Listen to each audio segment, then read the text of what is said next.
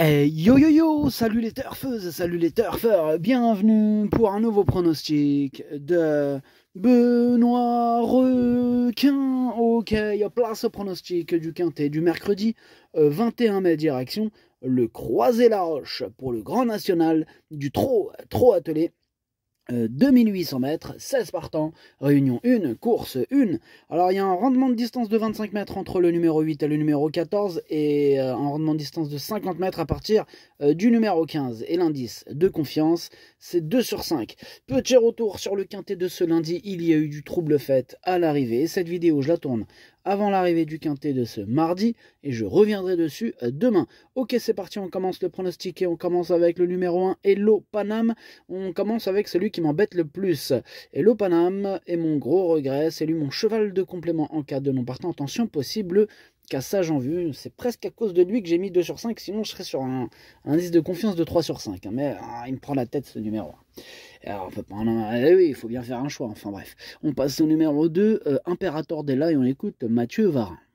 Écoutez, Imperator Della, cet engagement dans le Grand National du Trot en tête depuis un moment. On a essayé de le préparer au mieux, il sait aller de l'avant et découvre un bel engagement en tête. Avant coup, tout se présente bien, les sensations de son partenaire étaient bonnes à Caen dans la phase finale. Il sera déféré des 4 pieds, il détient une bonne chance. Ok, merci Mathieu pour ce commentaire détaillé. En tout cas, ce numéro 2 fait partie de mes préférés. Moi, je l'ai mis 4e. On passe au numéro 3, Inshot Josselin, et on écoute Esteban de Jésus. Inshot Josselin a fait la faute pour finir dernièrement à Caen. C'est dommage, hein, car il était bien et aurait terminé sur le podium. Il est tombé un peu léger d'allure, raison pour laquelle on le laisse ferrer devant ici. Il m'avait vraiment plu, et même s'il y a un bon lot, il possède avec un bon parcours une bonne chance pour finir dans le quintet. Ok, merci Esteban. Alors, ce numéro 3, moi, il me plaît bien. Je l'ai gardé en toute fin de combinaison. Et en plus, cerise sur le gâteau, il pourrait avoir une petite cote sympathique. Donc, ça pourrait être l'une des bonnes cotes de mon pronom. Bref, on passe au numéro 4, Gordon Mijak, que je n'ai pas retenu. Mais j'ai pas rayé, il est à l'arrière de ma petite liste des possibles troubles faits. On passe au numéro 5, Jongleuse de Lune, et on écoute Kevin Leblanc. Jongleuse de Lune est en forme, toujours au mieux depuis sa victoire en dernier lieu à Vincennes. Elle aura comme à son habitude besoin d'un bon parcours caché, mais si tel est le cas, j'y compte bien évidemment pour prendre part à l'arrivée du quintet. Ah bah moi cette Jongleuse de Lune est carrément l'une de mes 2 préférées. Je l'ai carrément mis 2e, hein, je la vois bien batailler pour les toutes premières places. On passe au numéro 6, Hold Up du Saptel, et on écoute Pierre-Yves Verva. Hold Up du Saptel est en forme, hein, toujours au mieux depuis sa victoire en dernier lieu à Vincennes. Elle aura, comme à son habitude, besoin d'un bon parcours caché, mais j'ai l'impression que c'est le même. Pardon, c'est exactement le même commentaire. Du coup, on a un petit bug, hein, désolé. En tout cas, ce numéro 6, pour faire bref, lui aussi, je le vois batailler avec le précédent cité, ça tombe bien, et je l'ai mis sur le podium à la 3e place. On passe au numéro 7, Habit de soirée. Et ce numéro 7, je ne l'ai pas du tout retenu, j'en ai préféré d'autres. Donc on passe au numéro 8, Django Vici, et on écoute Antonio Rigo. Bonjour Antonio. Si, ciao. Django Vici courait très bien à Cholet en ayant un mauvais parcours. Et à mon avis, il y aura forcément un cheval en tête qui finira sur le podium. Il faut se méfier des Jasmine de Bayeul, très en forme. Le mien il n'est pas aussi affûté que lors du Critérium. Il a sa place à l'arrivée, mais ce sera compliqué. Il faudra bien partir et ça se jouera au parcours. Il sera PADP, mais sa meilleure configuration. Ok, merci Antonio. Alors, PADP, hein, plaqué des antérieurs, déféré des postérieurs. Pour ceux qui ne le savaient pas, maintenant on le sait.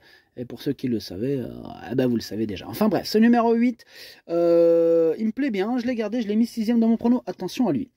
On passe au numéro 9, Horatius Della, et on écoute Marc Sassier.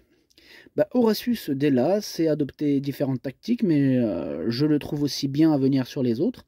On a procédé ainsi lors de son ultime sortie la semaine dernière. Sa 3e place est excellente, c'est un peu rapproché à mon goût, mais il a 8 ans et encaisse bien les courses. Il se plaît sur les profils plats. Pour cette course, je le préfère à Harley-Gemma, il a sa place à l'arrivée. Il a sa place à l'arrivée, tout à fait d'accord avec Marc Sassier. Moi je l'ai gardé dans mon prono à la 5e place. On passe au numéro 10, Invictus Madiba, et on écoute Bastien Michardière. Invictus Madiba a joué de malchance lors de ses 2 dernières sorties. Il n'a pas les moyens de faire le tour des autres et on s'expose à subir. Il est très bien physiquement, prêt à faire de son mieux. Il y a de bons éléments en tête, mais avec la bonne course, il doit terminer à l'arrivée. Il doit terminer à l'arrivée, ce que nous dit Bastien Michardière. Je suis d'accord avec lui. Moi, je l'ai gardé ce numéro 10, mais plutôt en bout de combinaison. Bref, on passe au numéro 11, Eddie Darling, que je n'ai pas retenu. C'est un regret, c'est mon 2e cheval de complément en cas de non partant. On passe au numéro 12, Harley Gemma. Lui, je ne l'ai pas retenu non plus. Attention, c'est le chef et le capitaine de ma petite liste des possibles casseurs de tickets repères. Attention. On enchaîne avec le numéro 13, Happy Danica. Lui aussi, il est sur ma liste, mais en plein milieu de cette liste. Des troubles faits. Bref, on passe au numéro 14, Jazzman de Bayeul, et on écoute Ernaud Zirmet. Jazzman de Bayeul a bien gagné face à Iroise de la Noë le mois dernier à Vincennes. J'aurais pu courir le prix des Ducs de Normandie, mais j'ai attendu cet engagement. Il est très bien à main gauche. L'an dernier, dans le Grand National du Trot, on avait essayé à droite sans réussite. Bon, il est au moins aussi bien qu'avant sa dernière victoire. Il a une très bonne chance à défendre ici. Ouais, et malgré les 25 mètres à rendre, ce Jazzman de Bayeul peut tous les battre, hein, c'est d'ailleurs lui mon préféré.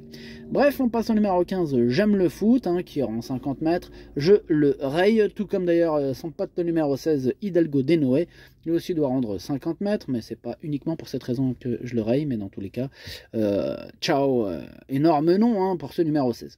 Bref, le pronostic, ça donne 14, 5, 6, 2, 9, 8, 10, 3. Merci d'avoir suivi cette vidéo. N'hésitez pas à mettre un pouce bleu si la vidéo vous a plu. Pour accéder à tous mes tickets pour la course du Quintet, rendez-vous directement en description de la vidéo. À jouer avec modération. Bonne chance. Chopez-le moi. Ciao.